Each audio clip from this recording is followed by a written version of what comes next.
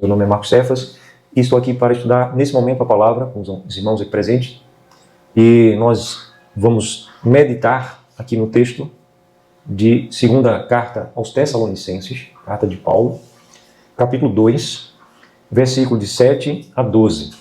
Então, segunda carta de Paulo a Tessalonicenses, capítulo 2 também, na segunda carta, versículo de 7 a 12. Diz assim, vamos meditar mais uma vez, né? Com efeito, o mistério da iniquidade já opera e aguarda somente que seja afastado aquele que agora o detém. Então será de fato revelado o iníquo, a quem o soberano rei Alcha matará com o sopro de sua boca e o destruirá pela manifestação de sua vinda. Ora, o aparecimento do iníquo é segundo a eficácia de Satanás, com todo o poder e sinais e prodígios da mentira, e com todo o engano da injustiça aos que perecem, porque não acolheram o amor da verdade para serem salvos. É por esse motivo, pois, que o Altíssimo lhes manda a operação do erro para darem crédito à mentira, a fim de serem julgados todos quantos não deram crédito à verdade. Antes, pelo contrário, deleitaram-se com a injustiça. Amém. E aqui o apóstolo Paulo está escrevendo a sua segunda carta. Na primeira carta, ele fala sobre o arrebatamento. Se vocês quiserem ler depois, especialmente aqui no capítulo 4, versículo 13 ao versículo 18, né, o apóstolo Paulo ele fala sobre o arrebatamento, sobre a situação dos que morreram na viva fé em Alcha, Mashiach. Então ele diz que estes estão aguardando e Alcha, quando vir, dada a sua palavra de ordem, ouvida a voz do arcanjo, ressoada a trombeta do Altíssimo Pai, ele descerá entre nuvens e os que morreram nele, ele os trará em sua companhia. E esses serão transformados e depois os vivos, nós, se ficarmos até que dia, na viva fé, no Mashiach, também seremos transformados e juntamente com esses irmãos que já dormiram nele há muito tempo, né?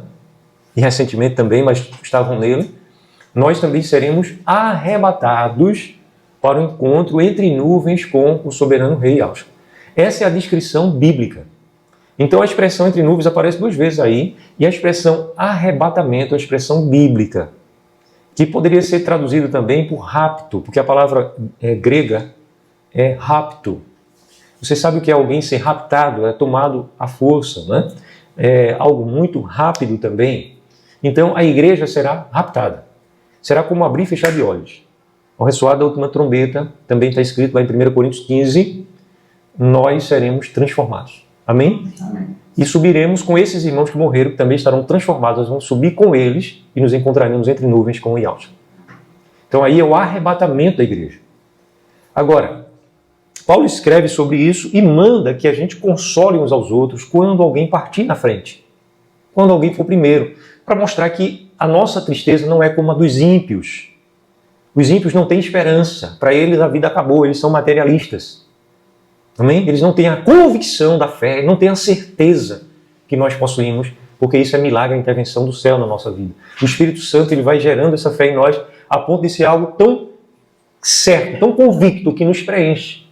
Então, amados, Paulo vai dizer no finalzinho desse capítulo 4 da primeira carta, ele vai dizer assim, consolai-vos, pois, uns aos outros com estas palavras, com essas palavras da certeza da nossa ressurreição, do nosso arrebatamento. Não é que nós vamos ter moradas onde haverá verdadeira justiça. Então, Paulo fala sobre isso. E na igreja de Tessalônica, quando ela recebe aquela primeira carta, alguns irmãos ficam perplexos, achando que a vinda de Alcha já estava acontecendo. Eles ficam meio sem entender. Então Paulo escreve a segunda carta para esclarecer aqueles irmãos que ficaram em alguma dúvida. Porque normalmente quem entende claramente, entendeu, acabou. Mas quem não entende fica semeando, né? Não por maldade, mas fica, eu não entendi isso e aquilo. E às vezes até quem entendeu acaba ficando na dúvida porque a pessoa que não entendeu questiona, né? Está perguntando. Então, aconteceu isso lá em Tessalônica, né? Na igreja dos Tessalonicenses. E Paulo escreve essa segunda carta. Então, aqui no capítulo 2 da segunda carta, me acompanha aí na palavra, no capítulo 2, Paulo vai dizer assim, irmãos, no que diz respeito à vinda do nosso soberano rei Alcha, o Mashiach, e a nossa reunião com ele, nós vos exortamos a que não vos demovais da vossa mente com facilidade, nem vos perturbeis, quer por espírito, quer por palavra, quer por epístola, como se procedesse de nós, supondo tenha chegado o dia do soberano Rei. Então vejam aí, Paulo está dizendo, olha, ninguém fique, se demova da sua mente, né? Tire a sua mente do lugar certo. Como se eu tivesse dito por carta, pelo Espírito, o que for, que esse dia já chegou. Vocês estão entendendo? Então ele vai explicar que esse dia não chegou e ele vai dizer um motivo que ainda não chegou e algo que vai acontecer antes desse dia chegar. Então ele diz aí, versículo 3, ninguém de nenhum modo vos engane. Nem eu, nem ninguém. Ninguém engane vocês. Porque esse fato, não acontecerá sem que primeiro venha a apostasia e seja revelado o homem da iniquidade, o filho da perdição. Então, a apostasia é o abandono da viva fé, E isso aí não tinha acontecido ainda, né? Vocês devem lembrar que o primeiro século, a era dos apóstolos, é também uma era chamada a era da igreja de Éfeso. A igreja de Éfeso, ela é também um nome dado a uma era. Vocês estão entendendo isso? Existia a igreja na cidade de Éfeso, que Paulo implantou. E aquela igreja tinha características que marcou o primeiro século, então marcou toda a igreja no primeiro século. Aquela igreja de Éfeso era a igreja das primeiras obras, a igreja do amor. Mas, no segundo século para o terceiro, a igreja abandonou o verdadeiro amor. Foi o período da apostasia, quando entrou a religião do Império Romano. E o nome do Salvador foi tirado, o nome do Altíssimo Pai foi guardado a 7 chaves. Os originais da Escritura aparentemente desapareceram, estão escondidos até hoje, mas há de ser revelado. Né? Quando o apóstolo Paulo, por exemplo, escreve a carta aos Hebreus, ele escreve em hebraico, mas só existem cópias em grego. Cadê a cópia em hebraico que o apóstolo Paulo escreveu? Ah, não, mas não foi Paulo. Por que não foi Paulo? Ah, porque a linguagem é diferente, é claro. Ele escreveu em hebraico e depois foram traduzir para o grego, se multiplicaram as cópias, aleluia por isso, porque isso traz segurança, a multiplicidade das cópias, mas a original foi ocultada, foi guardada a 7 chaves. A princípio, por zelo, eu acredito, ainda quero acreditar, mas depois, isso aí foi por uma motivação de ocultar, uma ocultação consciente de pessoas poderosas. Okay? Então, isso aí aconteceu. Então, quando Paulo está escrevendo a carta aos Tessalonicenses, ainda não aconteceu a apostasia. Ainda não aconteceu. Okay? Aí ele fala isso aí como um elemento necessário para poder vir o arrebatamento. Mas ele vai mencionar outros elementos aí que a gente vai continuar lendo passo a passo. Então, veja só. Versículo 3, vou repetir. Ninguém de nenhum modo vos engane. Ninguém. Né? Porque isso não acontecerá sem que primeiro venha a apostasia. Um fato. Aí vem uma preposição aditiva. Além da apostasia, mais o quê? E seja revelado o homem da iniquidade, o filho da perdição. Então, o homem da iniquidade, o filho da perdição, é a personificação de Satanás. Assim como o Salvador, o Mashiach, Yahshua, ele é a personificação, ele é a representação perfeita do Pai. Amém? Quando ele fala que quem vê a ele vê o Pai, ele está falando aí de identidade. Mais do que aparência, fisionomia, nada disso não. Amém? Então, assim como o Mashiach, a identidade revelada do Pai, ele é o mensageiro, ele é o braço direito do Pai, ele é o único Salvador, ele é o mediador homem perfeito. O anti-Mashiach vai ser a personificação de Satanás. Já aconteceu em certa medida na história, diversas vezes. Pessoas que encarnaram Satanás, eu digo encarnaram no sentido da maldade no coração, no sentido da perversidade. Como muitos existem hoje aí que estão encarnando demônios. Mas o anti-Mashiach, ele vai encarnar com poder, grande poder. A gente vai ver daqui a pouquinho, que é o objetivo da nossa ministração. Agora veja só, esse filho da perdição está aí no versículo de número 5, não é isso? 4 e 5. Veja aí o versículo 4. O filho da perdição, o qual se opõe e se levanta contra tudo o que se chama o Altíssimo. ou é objeto de culto, a ponto de assentar-se no santuário do Altíssimo, ostentando-se como se fosse o próprio. Então, esse aí, ele vai querer usurpar o trono da adoração. E ele vai se levantar contra tudo que significa o Altíssimo ou é objeto de culto. Ou seja, ele não vai permitir ninguém adorar nem ídolos, porque ele vai exigir que a adoração seja unicamente a ele. Amém? O apóstolo João, o apóstolo Yohana, quando ele escreve o Apocalipse, o livro da revelação, o que é que significa Apocalipse, gente? Revelação, né? Então, quando ele escreve a revelação, ele diz que o anti-Machia, ele vai ter um governo mundial, um domínio mundial. Ele vai impor marcas nas pessoas. E ele vai exigir ser adorado. E ninguém vai poder comprar nada nem vender se não tiver a marca dele. E para ter a marca dele, vai ter que adorar ele. Então a Escritura nos diz, lá em Apocalipse, nos dizem que quem adorar, quem receber a marca, será condenado pelo Altíssimo. Por quê? Porque deixou de adorar aquele que é verdadeiro e se vendeu, porque amando sua própria vida, nesse século se vendeu, buscando os objetivos terrenos, temporais. E de certo modo essa marca da besta está presente, mas a gente sabe que ela se tornará realmente algo visível. Então, Paulo vai dizer que o mistério da iniquidade ele já opera, mas ele aguarda somente que seja afastado aquele que agora o detém. E a gente vai entender isso daqui a pouquinho. Então, esse é o anti-Machia. E o versículo 5, não vos recordais de que ainda convosco eu costumava dizer essas coisas? Amém? Então, Paulo, ele ensinava a igreja que essas coisas iam acontecer. Ele não sabia quando, ele estava profetizando. Olha, vai vir a apostasia, depois da apostasia vai vir também o anti-Machia, o filho da perdição. Então, Paulo costumava, não é uma coisa que ele ensinou ocasionalmente, não. Ele costumava ensinar todas essas coisas. Versículo 6. E agora sabeis o que o detém, para que ele seja revelado somente em ocasião própria. Então, a igreja sabia quem é que o detém, que vai ser afastado. Se é a mesma pessoa, aquele que o detém é aquele que vai ser afastado. E quando for afastado aquele que o detém, então ele vai se manifestar. Quem é que detém? É a presença de Yahshua em nós, a igreja. E Yahshua está presente aqui, agora. Amém? Através do Espírito dele. É a própria presença dele na igreja. Então é a presença dele, a presença da igreja que detém, que impede que o maligno se manifeste através de um homem poderoso que vai se manifestar. Ok? Então é dentro desse contexto que nós lemos versículos de 7 a 12 do capítulo 2. Amém? E no versículo de 7 a 12, Paulo vai dizer que, com efeito, esse mistério da iniquidade, esse ministério já opera, já está operando, né? Então, desde a época que Paulo estava aqui, o maligno já está operando.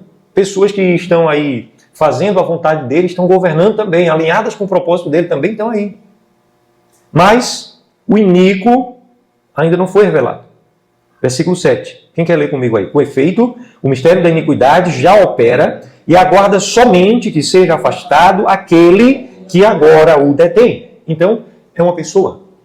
Aquele que agora o detém. E versículo 8. Então será de fato revelado o iníquo, a quem o soberano rei Yahshua matará com o sopro de sua boca e destruirá pela manifestação da sua vinda. Então, quando é que o iníquo vai ser destruído? Quando? Não é na vinda, não.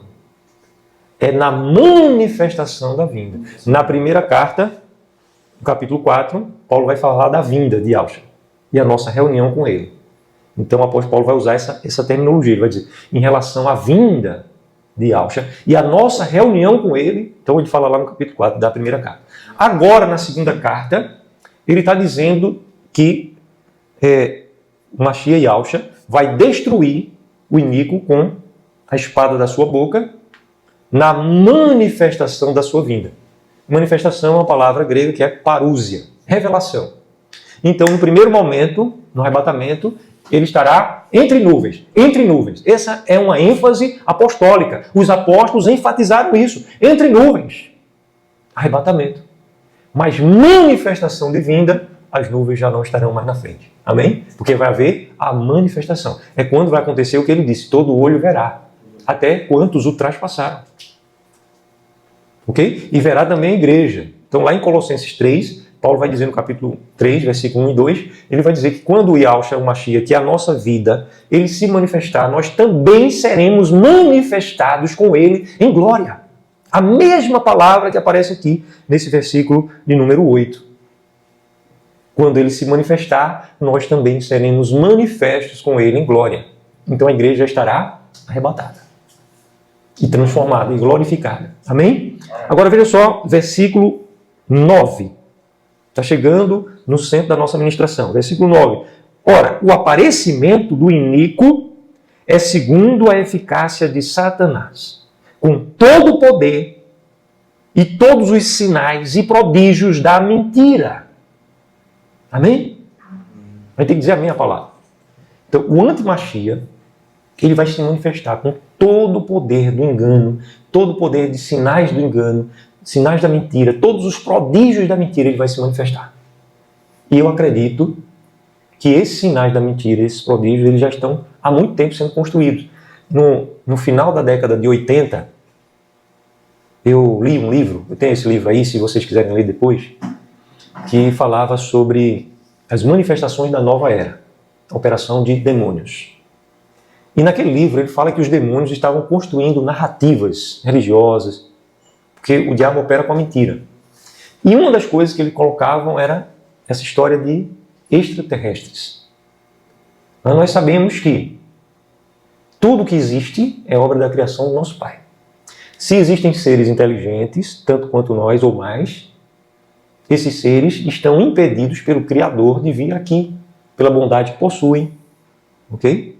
E também os seres maus, que são os demônios, que a gente sabe muito bem. Ok? Também estão impedidos. Mas essa história, essa abobrinha, essa narrativa que existe de extraterrestres e tal, que vai ser construída, vai fazer parte, acredito eu hoje, diante do que eu tenho visto, aí já é uma posição humana, viu? Falo como homem, eu acredito que vai ser parte da construção da mentira.